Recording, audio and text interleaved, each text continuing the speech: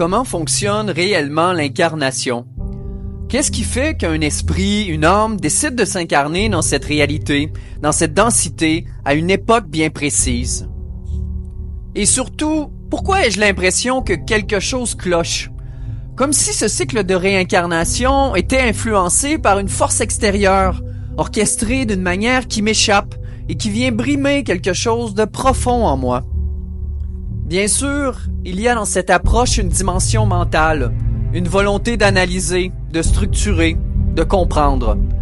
J'ai cherché à remettre de l'ordre dans tout cela, à revenir à la base, à m'offrir une compréhension. Si tout provient d'une source universelle, quel cheminement a bien pu m'amener ici, à cet instant, dans cette vie? La source universelle, c'est l'unité centrale d'énergie, une force pure et infinie, au-delà du temps, de l'espace et de la matière. Pourtant, elle est aussi le tout, englobant et contenant toutes les manifestations possibles. Un paradoxe en soi, car elle dépasse toute forme et toute limite, tout en étant l'origine et l'essence même de tout ce qui existe. À contre-courant des discours actuels et passés, j'observe qu'il n'existe pas une seule source. Effectivement, il y a une source universelle, cette unité centrale d'énergie infinie. Mais ce que l'on observe également, c'est l'existence d'une multitude de sources individuelles qui en émanent.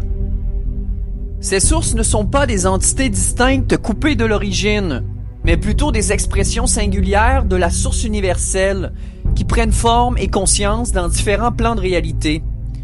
Ce sont comme des émanations qui, bien qu'issues d'un même tout, développent leur propre dynamique et potentiel créatif.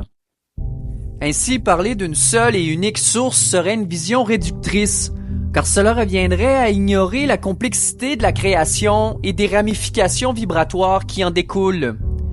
La source universelle est l'origine, mais elle se divise, elle se démultiplie, et ces fractions d'elles-mêmes deviennent à leur tour des centres créateurs autonomes, générant de nouvelles structures énergétiques et vibratoires. Cela remet en question la perception d'une unicité absolue et met en lumière le fait que chaque conscience provient d'une source spécifique, elle-même issue de la source universelle.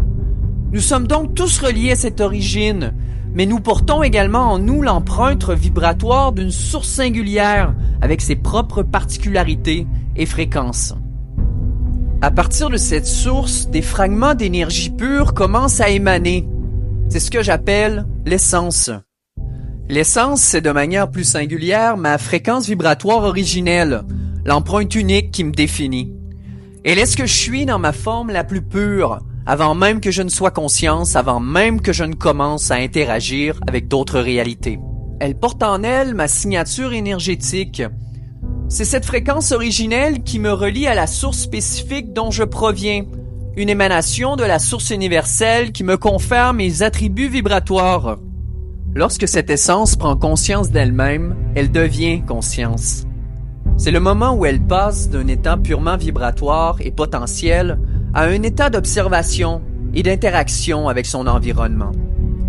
Elle se différencie, elle se reconnaît en tant qu'existence propre, et c'est ainsi qu'elle amorce son cheminement à travers les différentes densités et réalités.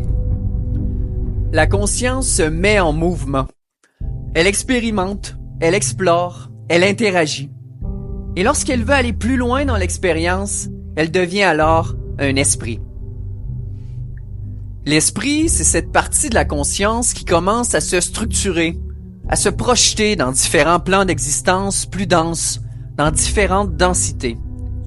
Mais pour qu'il puisse interagir avec une réalité physique comme la nôtre actuellement sur cette planète, il lui faut un intermédiaire, une interface, quelque chose qui lui permette de s'adapter aux lois de la matière. Cet intermédiaire, c'est l'âme. L'âme, c'est ce pont entre l'esprit et la matière. Ce n'est plus une pure conscience libre, mais ce n'est pas encore une entité physique.